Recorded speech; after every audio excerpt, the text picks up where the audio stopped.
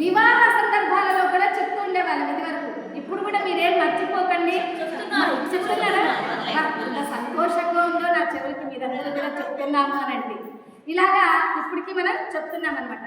అలా ఆ రాజ్యాంగాన్ని చూసేసరికి ఆయన సంతోషమైపోయి ఆర్యవైశ్యుల పట్టణం అని మా సేనాధిపతులు వాళ్ళంతా కూడా చెప్తున్నారు. మహారాజా, ఇది ఆర్యవైశ్యులు ఉండేటువంటి పట్టణము, మేము కూడా ఈ మధ్య ఇక్కడికి రావడం లేదు. ఎందుకంటే వాళ్ళు చాలా కరెక్ట్, అంటే చాలా పర్ఫెక్ట్ అయినటువంటి వాళ్ళు ఆర్యవైశ్యులు. ఏ లెక్కాచారమైనా కూడా మనం వచ్చి ఆ కప్పం చెల్లించమని అడగకనే వాళ్ళే ప్రతి సంవత్సరం కూడా వాళ్ళు చెల్లించాల్సిన పన్నునంతా కూడా వాళ్ళే చెల్లించేస్తున్నారు, మన రాజ్యానికి పంపించేస్తున్నారు.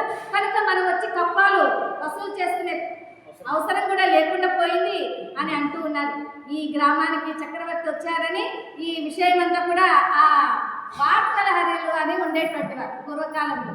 ప్రతి గ్రామానికి కూడా ఇప్పుడంటే BBC CC కెమెరాలు ఇవన్నీ ఉన్నాయి, కానీ ఆ కాలంలో వార్తలు అని ఒకరు ఉండేవారు అనమాట. ఏం వచ్చినా కూడా ఏం జరిగినా ఆ వార్త తీసుకెళ్ళి ప్రజలకు చెప్పేటువంటి వారు. అలాగా అతను వెళ్ళి ఈ ఆర్యవైశ్య సంఘ అధ్యక్షులు ఉన్నారే, ఇప్పుడు మనకు కూడా ఆర్యవైశ్య సంఘ అధ్యక్షులు, సంఘం కమిటీ ఎంత బాగా చక్కగా ఇలాంటి గొప్ప గొప్ప పురాణ ప్రవచనాలు ఎంతో దిగ్విజయంగా మహత్తరమైన కార్యాలన్నీ జరిపిస్తుంటారే, అలాంటి అధ్యక్షునికి వెళ్ళి వీళ్ళు కూడా చెప్పేసరికి ఆ ఆర్యవైశ్య సంఘ ప్రముఖులంతా కూడా మేళ తాళాలతో పట్టుబట్టలతో అన్నీ తీసుకొని వాళ్ళంతా కూడా పండ్లు పలహారాలన్నీ తీసుకుని మహారాజు దగ్గరకు వచ్చేసి, ఓ మహారాజా, మీరు మా నగరంలో ఏం చేయండి అని ఆహ్వానిస్తూ ఉన్నారు.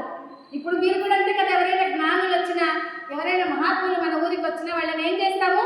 పూర్వకుంభ స్వాగతాలతో, మేళ తాళాలతో, పట్టు పీతాంబరములతో కదా, పంచభక్ష పరమాణములతో మనం కూడా ఆహ్వానిస్తాం. అలాగే వాళ్ళు కూడా ఆహ్వానించారు, రమ్మంటున్నారు.